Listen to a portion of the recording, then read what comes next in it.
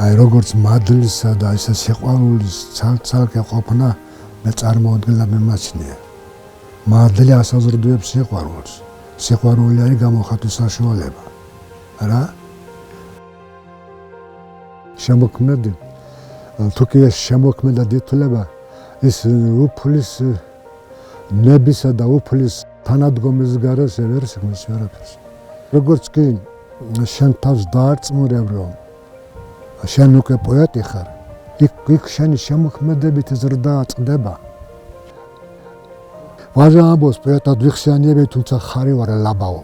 როცა იცი რომ ვაჟა-ფშაველა პოეტი იყო, ილია მწერალი იყო, შოთაზე საუბარი არ მაქვს, არა? შენ ცოტა მოკრძალებული უნდა იყო, და სიტყვის ესე იოლად არ უნდა მიიღო.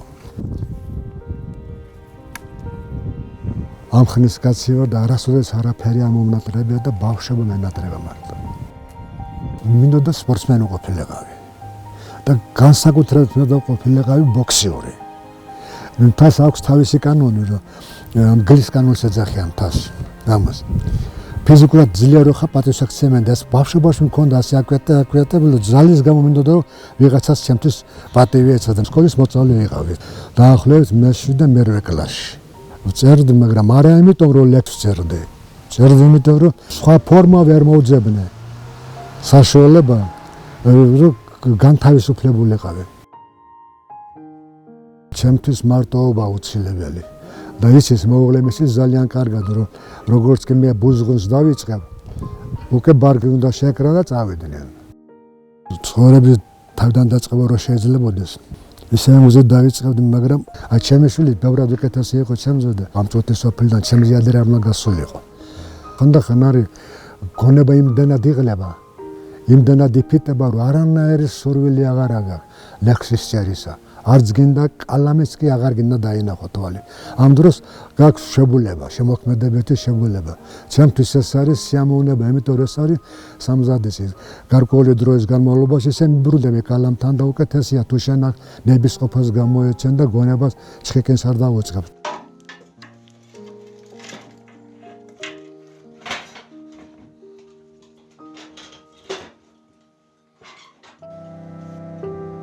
ლექსების სწორეს ჩემთვის სიამოვნებაა და განტვირთა ემოციებისგან და ფიქრისა.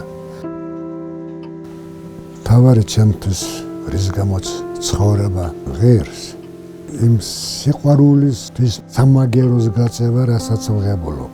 ბოდის მოვუხდიდი ჩემს მკითხველს, პირველ ლექსში. ბოდისი რომ აი თუ მეტად ვისარგებლე მათი სიყვარული და დამოკიდებულებით ლექსისადმი.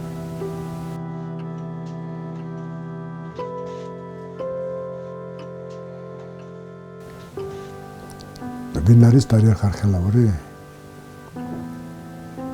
ერთი ასეთი ლექსი მაქვს და მაინც იყო სამყარო მკაცრი, ჩაენარეკლა სივრცე ქარიშხალს და მიდიოდა უბრალო კაცი.